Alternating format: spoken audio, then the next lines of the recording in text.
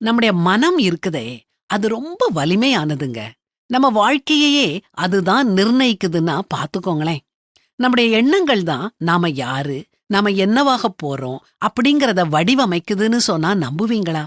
எதிர்மறையான எண்ணங்கள் இருந்தா நம்முடைய வாழ்க்கையில எதிர்மறையான சம்பவங்கள் நடக்கும். நேர்மறையா சிந்திச்சோம்னா வாழ்க்கை ஸ்மூத்தா போகும். உணர்ச்சிகள் நம்முடைய எதிரி இல்ல, அது திசைக்காட்டி. நம்முடைய உணர்ச்சிகளை நாம புரிஞ்சு அதை அடக்கி ஆழ படிச்சுக்கிட்டோம்னா நாம முன்னேற்ற படிகள்ல கால் எடுத்து வைக்கிறோம்னு அர்த்தம்.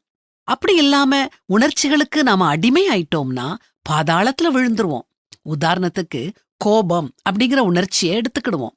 கோபத்தை பற்றி வேதாகமம் என்ன சொல்லுது? கோபத்தை நெகிழ்ந்து உக்கிரத்தை விட்டுவிடு. பொல்லாப்பு செய்ய ஏதுவான எரிச்சல் உனக்கு வேண்டாம். கோபம் வந்துச்சுதுன்னா அது வந்ததற்கான காரணத்தை அலசி ஆராய்ஞ்சி அதை எப்படி களையணும்னு சிந்திச்சு செயல்பட்டோம்னா கோபம் போயிரும்.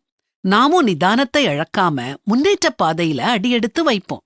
அப்படி செய்யாம கத்தி ஆர்ப்பாட்டம் பண்ணினோம்னா நாம கோபத்துக்கு அடிமை ஆயிட்டோம்னு அர்த்தம். அது மட்டும் இல்ல, செய்ய வேண்டிய காரியமும் செய்யப்படாம நம்ம நற்பெயரும் கெட்டு அழிவை நோக்கி செல்வோம்.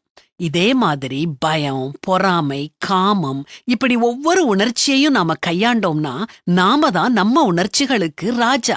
உணர்ச்சிகள் நமக்கு அடிமை ஆயிரும். நம்ம வாழ்க்கைய சிறப்பா கட்டும் பணியில நாம எல்லாரும் இருக்கோம். மிகச்சிறந்த கட்டடக் கலைஞர் ஆண்டவர். நம்முடைய மனச அடக்கி ஆளும் பொறுப்ப அவர் கையில கொடுத்துட்டு அவர் சொற்படி கேட்டு உணர்ச்சிகளை அடக்கி வெற்றியுள்ள வாழ்க்கை வாழுவோம்.